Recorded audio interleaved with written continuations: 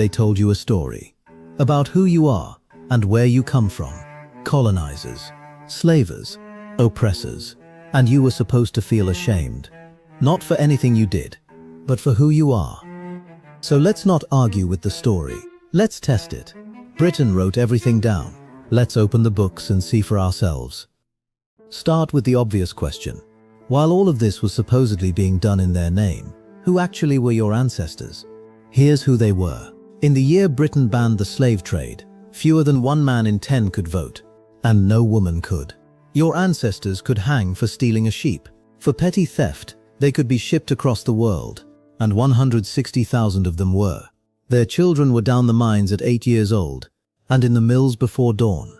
And in Manchester, the average age of death in a labouring family was 17, driven down by the children who never grew up. So whatever the powerful were doing, understand this first. Your ancestors were not the ones doing it. They were also underneath it. And that is what makes what happened next extraordinary. Because when word reached those same people of what slavery actually was, of 800,000 human beings in chains under their own flag, they went to war with it. And they had no vote, no army, and no seat in parliament. They fought with what they had, a courtroom. In 1772, an enslaved man named James Somerset was carried to London in chains, and an English court ruled that English law could not hold a slave. He walked out free. A kitchen. In 1791, 300,000 families simply stopped buying slave sugar. Not a march, not a riot. A decision made at over 300,000 tables. A signature. In 1792, 519 petitions hit Parliament, carrying 390,000 names, and most of those hands had no vote. A signature was the only voice the law allowed them, so they used it, year after year, until Parliament could not hold the line. In 1807, Britain banned the slave trade.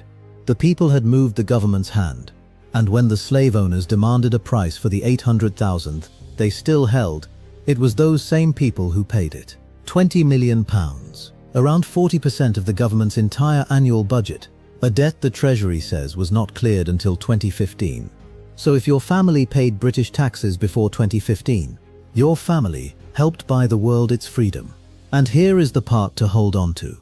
When Britain paid, it wrote down every claim, 46,000 of them, in a country of 24 million people. The slave owners are a list, a real one. You can search it today. Your ancestors are not on it. They are on the other side of the ledger, with the millions who paid to close it. Then Britain did something no nation had ever done.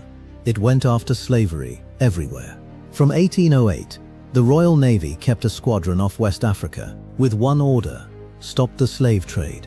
Over 60 years, it stopped 1,600 slave ships and freed 150,000 people at sea. Around 1,600 sailors died doing it, most of them of disease.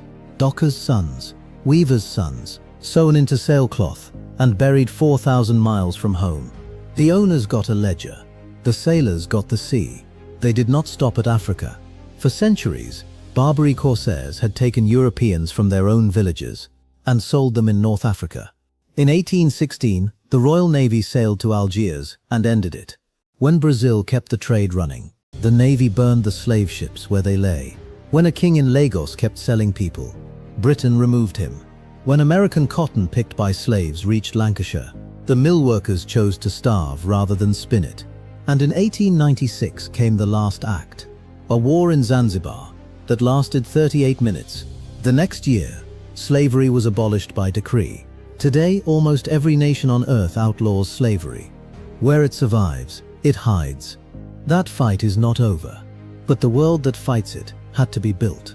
And it was built largely at British expense, and largely by British hands. The hands of people who never owned anyone.